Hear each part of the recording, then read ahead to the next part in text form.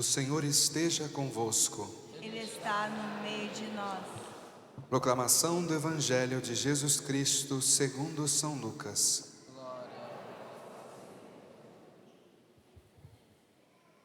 Naquele tempo, Jesus dirigiu-se a uma cidade chamada Naim. Com ele iam seus discípulos e uma grande multidão.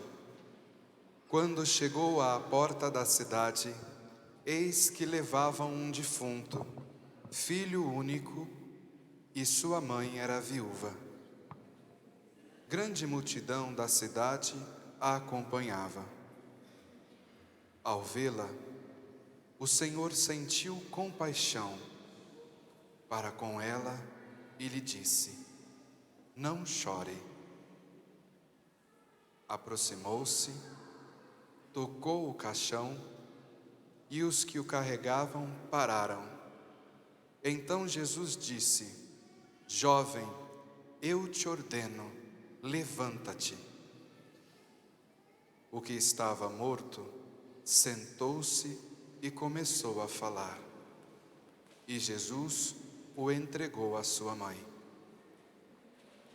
Todos ficaram com muito medo e glorificavam a Deus, dizendo: um grande profeta apareceu entre nós, e Deus veio visitar o seu povo. E a notícia do fato espalhou-se pela Judéia inteira e por toda a redondeza. Palavra da salvação.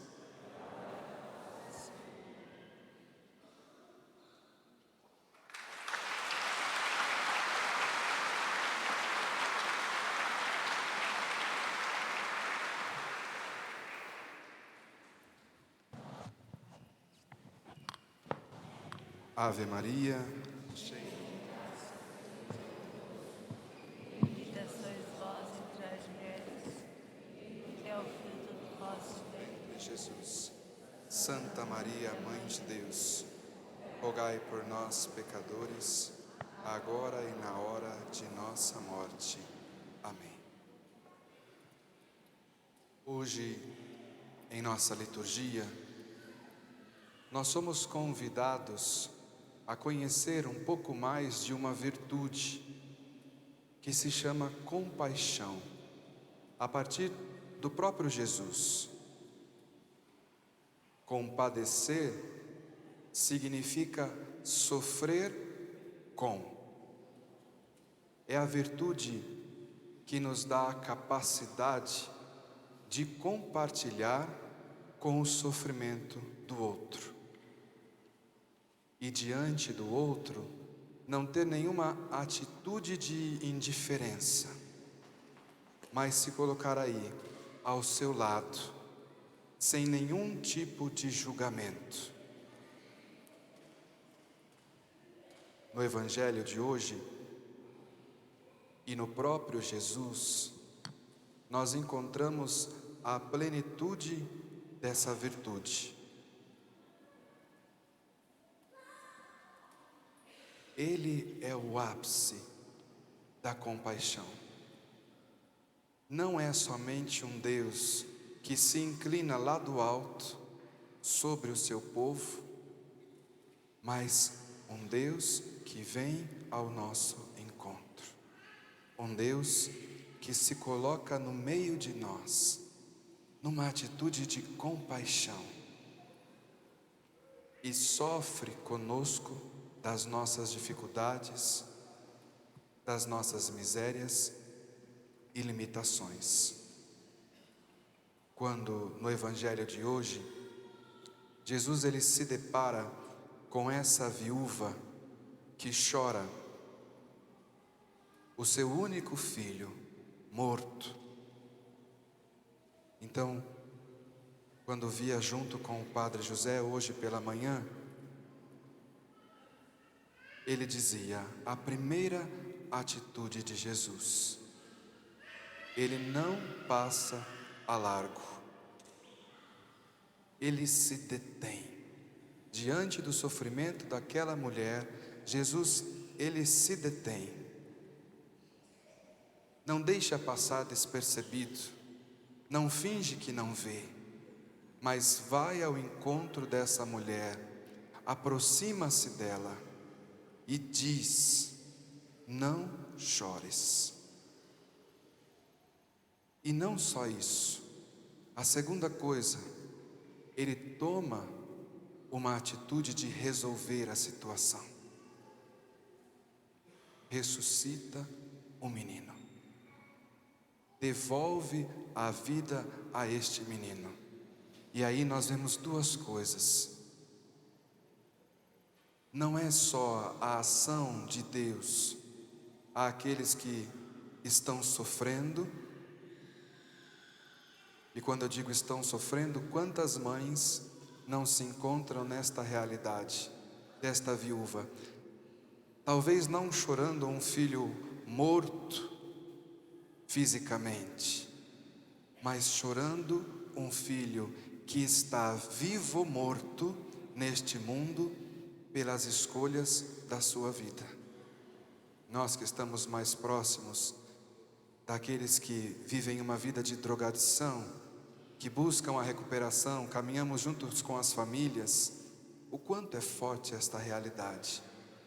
Quantas mães chorando por este filho que vive como um morto.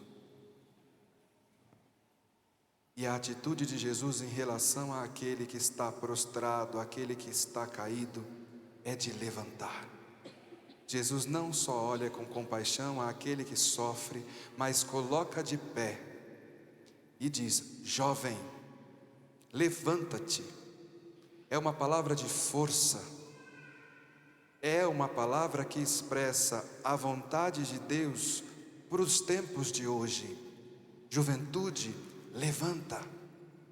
Quantos são aqueles que estão chorando, entristecidos por conta daquilo que está acontecendo com a nossa juventude? E é preciso buscar a consolação em Deus. Ele está no meio de nós. Ele se aproxima do nosso sofrimento, nos consola e levanta aquele que está morto, devolve a vida. O povo, que é o terceiro ponto, que está ao redor, reconhecem a presença de Deus.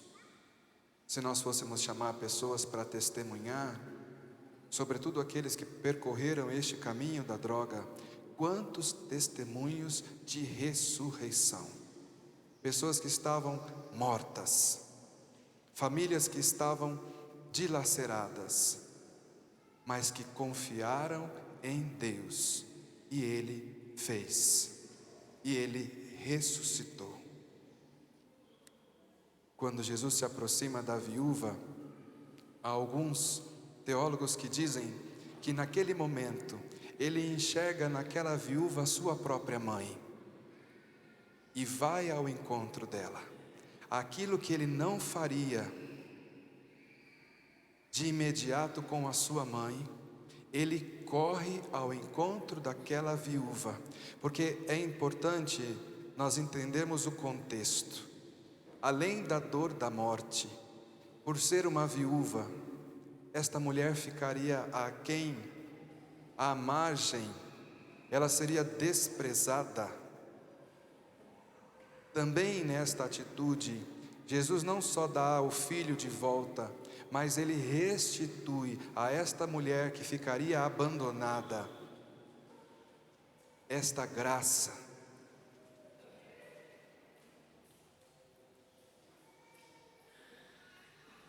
Por isso, meus irmãos, eu imagino que Jesus, quando olha aquela mulher, ele enche os olhos de lágrimas. Como em outras ocasiões ele chorou na morte do seu amigo Lázaro, ou ainda quando ele chorou diante de Jerusalém, porque dizia: povo de coração duro. Jesus olha e chora e sofre por todas as nossas escolhas, por tudo aquilo que muitas vezes nós, por nossas fantasias, por nossos ideais, acabamos trazendo para a nossa vida. E em Jesus nós também colhemos uma outra virtude, Jesus não chora por chorar. O choro de Jesus é um choro que purifica, é um choro que transforma, que dá vida. Quantos de nós também não choramos? E às vezes choramos por coisas bobas, mas somos convidados também a olhar para a realidade do mundo, a olhar para aquele que sofre e ter compaixão e chorar, emprestando as nossas lágrimas a Deus, que chora quando vê os seus filhos perdendo o dom precioso da vida. Ainda na liturgia de hoje, fica muito forte a característica do profeta. O ápice com o profeta Jesus, que o povo aclama e percebe, esta pessoa é de fato a presença de Deus entre nós. Mas também ele vem falar a cada um de nós que nós precisamos ser profetas. Uma vez consolado por Deus, nós não podemos ficar no lamento, vivendo de consolações. A consolação de Deus é necessária. Quantas vezes estamos cansados, abatidos, precisamos deste colo, precisamos de mais vida. Por isso, quando canta aquela canção do Bom Pastor, ele diz: quanta vida, não é quantas vidas, porque não se trata de muitas vidas, mas quanta vida eu tiver, eu lhe darei. Então muitas vezes nós precisamos experimentar um pouco mais desta vida de Deus, mas uma vez experimentados, uma vez acolhidos, nós precisamos também nos levantar como profetas. E é isso que nós enxergamos nessa primeira leitura. É praticamente a mesma situação, uma viúva que perde o filho. E nós temos que entender que o filho, ele representa a bênção de Deus, representa o cumprimento da profecia. O filho representa a realização dos sonhos. E quantas pessoas não estão amarguradas porque não conseguem mais enxergar a realização dos seus sonhos, ou por algum motivo viram os seus sonhos quebrados. E muitas vezes essas pessoas, neste momento de dor, elas acusam, e é o que acontece com esta viúva de Sarepta. Ela diz: a culpa é sua. Em outras palavras, é isso que ela diz: o que eu fiz, profeta, que você vem ficar na minha casa e agora o meu filho é morto? Ela culpa Elias pela morte do seu filho. E quantas vezes também nós não somos acusados por quebrar os sonhos, por tirar a esperança do outro, ou por tantas ocasiões, porque naquele momento a pessoa não é capaz de ver mais além. Mas o que faz o profeta? Ele não se queixa, ele não se defende, de dizer: mas não fiz nada, não fui eu, não é culpa minha que esse menino morreu. Não é isso que o profeta faz.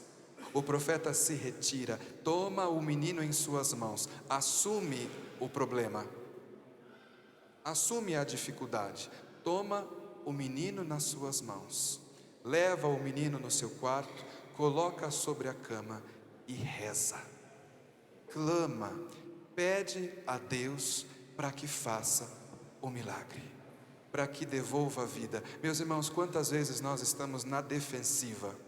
Não é culpa minha, não é culpa minha, o outro está assim, e não valorizamos, não somos compassivos, apontamos, acusamos, mostramos o desespero do outro, falamos entre nós, mas não vestimos o sapato do outro para ver aonde aperta. E é esta atitude que nós somos chamados agora a experimentar, a viver. Tomar este problema que não é nosso, não tem problema. Mas eu tomo porque se eu estou diante desta situação, é a mim que foi confiado, eu não posso esquecer que no meu batismo eu sou sacerdote, profeta e rei. E se este problema aparece diante de mim, é porque sou eu que fui chamado por Deus para ser canal dele nesta situação.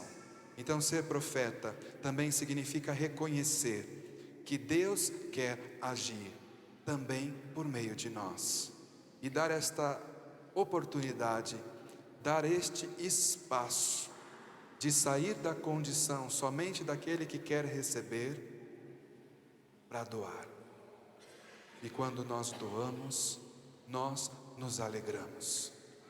Quando Elias, ele toma essa criança e ele pede a Deus, é ele quem se renova por primeiro, porque quando faz a oração e quando vê aquele menino que recobra a vida, ele por primeiro sente que tem um Deus que é Pai e que ama, um Deus que o escuta, que está presente, que caminha com ele, e depois rejubila mais uma vez, porque vê a alegria daquela mãe que retoma nos seus braços o filho com vida. O profeta é aquele que experimenta, mesmo nas perseguições, mesmo nas dificuldades, uma dupla alegria. A alegria de ser instrumento de Deus, de experimentar Deus na sua intimidade, de enxergar o mundo com os olhos de Deus, e a alegria de ver a ação de Deus na vida do outro. Vamos pedir a Ele essa graça hoje, que Ele nos levante. Jovem, talvez não tão jovem, criança, todos nós, que nós possamos ser levantados. Levanta-te, que hoje o Senhor, pelo seu Espírito, por intercessão da Virgem Maria, possa soprar sobre nós um novo sopro de vida, e que nós saiamos daqui curados, restaurados, renovados e prontos para dar este Jesus, para dar vida nas nossas casas, nos nossos trabalhos, aonde nós formos. Louvado seja nosso Senhor Jesus Cristo. Para sempre seja louvado.